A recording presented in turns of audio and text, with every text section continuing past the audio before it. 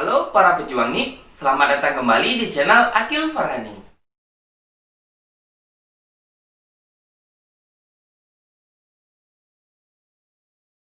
Hari ini kita akan melanjutkan pembahasan soal-soal TKP yang mana sebelumnya udah ada part satunya ya. Buat kawan-kawan yang belum nonton part 1, kalian bisa nonton dengan link yang ada di deskripsi. Buat kawan-kawan semua, jangan lupa untuk like, comment, share, dan subscribe channel ini agar kalian mendapatkan notifikasi video-video terbaru ke depannya. Buat teman-teman yang udah subscribe, terima kasih banyak ya. Dan jangan lupa juga untuk kalian share video-video yang ada di channel ini, supaya manfaatnya akan lebih tersebar ke teman-teman kalian. Soal yang ketujuh. Seperti biasanya, menghadiri seminar adalah kegiatan yang soal ini bertujuan untuk mengetahui bagaimana kemampuan kita dalam memanfaatkan kesempatan untuk memperoleh informasi yang mana itu akan bermanfaat untuk kemajuan kita. Yang A, saya hindari. Nah, ini sikap yang tidak bagus ya, karena tentunya seminar itu berisi banyak ilmu. Jadi kita harus sering-sering mengikuti seminar untuk menambah keilmuan. Jadi yang A ini salah ya. Yang B, membosankan. Setiap seminar itu akan membosankan apabila kita tidak memperhatikan apa isi dari seminarnya ya. Ini juga salah. Kemudian yang C, dapat menambah ilmu pengetahuan. Nah, ini jawabannya disimpan dulu ya. Mungkin ini nilai terbanyak nih. Kita lihat jawaban yang lain. Selalu saya manfaatkan untuk bertemu teman. Seharusnya fokus kita dalam seminar adalah ilmunya ya. Kemudian yang E, saya akan mencari kesibukan lain agar tidak ditugaskan untuk kegiatan tersebut. Nah, ini sama juga kita menghindar ya. Menghindar dengan cara mencari kegiatan lain. Oke, sudah jelas ya. Yang paling tinggi nilainya itu yang C ya. Dapat menambah ilmu pengetahuan. Soal nomor 8. Perusahaan tempat Dora bekerja memberikan kesempatan pada Dora untuk melanjutkan studi ke jenjang S2. Namun dengan biaya pribadi. Tindakan terbaik yang dilakukan Dora adalah. Soal ini bertujuan untuk mengetahui bagaimana kemampuan kita menghadapi tantangan untuk pengembangan diri kita ya. Pilihan jawabannya yang A, menunggu kesempatan lain ya. Belum tentu kesempatan lain akan datang. Yang A ini pasti salah ya. Yang B, mencari beasiswa untuk biaya studi ya. Ini kita simpan dulu. Membuktikan bahwa tanpa gelar S2 ia bisa sukses. Tapi kalau bisa S2, kenapa enggak? Yang D, menolak karena merasa rugi jika harus mengeluarkan biaya pribadi. Ini salah ya, nggak mungkin rugi dong untuk kuliah. Yang E, mengatakan pada perusahaan bahwa ia tidak membutuhkan hal tersebut. Yang E ini juga salah ya, pastinya kita butuh untuk kuliah S2. Nah, jadi jawaban yang paling tepat adalah B ya, yaitu mencari beasiswa untuk biaya studi. Lanjut ke soal nomor 9. Di soal yang ke-9 ini ditulis, Anda dipindahkan secara mendadak ke unit kerja sistem informasi yang belum pernah Anda tekuni selama ini.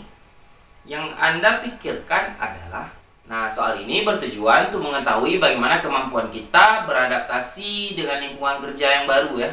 Kita lihat jawabannya. Yang A, mengapa karir saya harus dipersulit? Ini kita pikiran negatif ya, ini salah. Apakah terdapat alasan politis di balik mutasi kerja saya? Ini juga pikiran negatif, ini salah ya. C, mungkinkah saya bernegosiasi untuk berpindah ke tempat lainnya? Kita tidak terima ya. Kita minta dipindahkan ke tempat lain, ini salah nih. Yang D, apa yang harus saya lakukan di tempat kerja yang baru? Yang ini juga tidak tepat ya, karena kita bingung dengan apa yang harus dikerjakan. Karena semuanya dari A sampai D ini kurang tepat, maka pasti jawaban yang E yang benar, yaitu bagaimana saya bisa memahami bidang kerja saya yang baru secara cepat. Oke, lanjut ke soal nomor 10. Di soal yang ke-10 dituliskan, intuisi bisa berperan sangat besar dalam memecahkan masalah. Saya berpegang pada intuisi tentang tepat atau tidak tepat, bukan benar atau salah. Menurut Anda, soal ini bertujuan untuk mengetahui bagaimana kemampuan kita dalam menemukan solusi yang tepat dari sebuah permasalahan dengan cara atau pola pikir yang benar ya. Pilihan A, agar supaya hasilnya baik, pemecahan masalah harus berdasar pada pemikiran yang jernih. Kita simpan dulu jawabannya. Yang B, pemecahan masalah tidak perlu dilakukan pada saat marah. Ini mendekati benar ya, tapi poinnya sedikit nih. Yang C, terkadang individu dalam pemecahan masalah mengikuti perasaan hati. Ini nggak boleh ya. Kita mengikuti perasaan hati, harus pada logika. Yang D, apapun caranya dalam pemecahan masalah, yang penting adalah hasilnya. Ini kurang tepat ya. Pastinya proses dalam pemecahan masalah itu juga penting. Yang E, dalam pemecahan masalah perlu pertimbangan yang cermat. Nah, yang mendekati benar nih yang A dan E ya. Yang E ini pastinya ini poinnya 4 nih. Jadi yang poinnya 5 adalah A ya. Agar supaya hasilnya baik, pemecahan masalah harus berdasar pada pemikiran yang jernih. Karena jawaban ini nyambung dengan pernyataan yang ada di soal ya. Lanjut ke soal nomor 11. Ketika pulang kerja, seorang teman mengajak Anda untuk pulang bersama menggunakan motor. Padahal Anda tidak membawa helm. Sikap Anda adalah... Nah, soal ini tujuannya untuk mengetahui bagaimana ketegasan kita dalam mematuhi aturan yang berlaku ya. Yang A, ragu-ragu memenuhi permintaan. Nah, ragu-ragu ini adalah lawan kata dari tegas ya. Pastinya salah. Yang B, membonceng dengan was-was. Yang B ini kurang tepat ya jawabannya. Yang C, menolak permintaannya karena ingin mematuhi aturan lalu lintas. Nah, kita simpan dulu nih jawabannya. Yang D, tidak keberatan memenuhi permintaannya. Ini juga salah. Yang E, menolak permintaan dengan alasan tergesa-gesa. Yang E ini poinnya sepertinya 4 nih ya. Karena kita mencari alasan untuk menolak. Jadi yang paling tinggi nilainya itu adalah yang C, yaitu menolak permintaannya karena ingin mematuhi aturan lalu lintas ya. Ini sesuai dengan permintaan soal. Jadi jawaban yang paling tepat adalah C. Untuk mencapai tujuan yang Anda inginkan, Anda akan... Soal ini bertujuan untuk mengetahui bagaimana kemampuan kita dalam mencapai tujuan hidup kita ya. Pilihannya yang A, menyerah pada nasib. Nah, ini tidak tepat ya, karena ini seperti putus asa. Kemudian yang B, berusaha dengan sekeras-kerasnya. Nah, kita simpan nih. Yang C, meminta bantuan orang lain. Nah, yang ini bergantung kepada orang lain ya. Kita skip aja. Yang D, berusaha seadanya. Ini tidak kuat ya usahanya. Yang E, berusaha sesuai kemampuan dengan target yang jelas. Dengan target yang jelas ini tepat, tetapi sesuai kemampuan ini sepertinya kurang ya. Karena pastinya dia akan kurang berusaha. Nah, jadi jawaban yang paling tinggi nilainya ini yang B ya, berusaha dengan sekeras-kerasnya. Soal ke-13. Pernyataan berikut ini yang paling sesuai dengan diri Anda adalah... Kita baca dulu ya.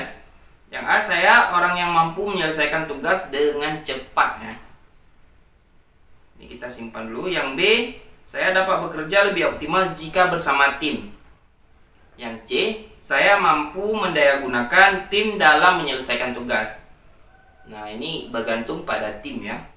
Yang D, saya dapat menyelesaikan tugas dengan baik secara tim maupun individual. Nah, yang E, saya tidak akan menyelesaikan tugas lain sebelum satu tugas selesai. Gimana kalau kita dikasih 2 tugas? Pastinya ini kurang tepat ya. Tujuan dari soal ini adalah mengetahui bagaimana kemampuan kita dalam menyelesaikan tugas, baik secara individu atau kelompok ya. Nah, jadi yang paling tepat itu pastinya yang D ya. Saya dapat menyelesaikan tugas dengan baik secara tim maupun individual. Mau sendiri, mau dengan tim, kita dapat melakukan tugas dengan baik ya. Oke kawan-kawan semua, cukup sekian dulu pembelajaran kita untuk hari ini. Buat yang udah subscribe, terima kasih banyak ya. Buat kalian yang belum subscribe, jangan lupa untuk subscribe channel ini. Jangan lupa juga untuk like, komen, dan share video-video yang ada di channel ini. Assalamualaikum warahmatullahi wabarakatuh.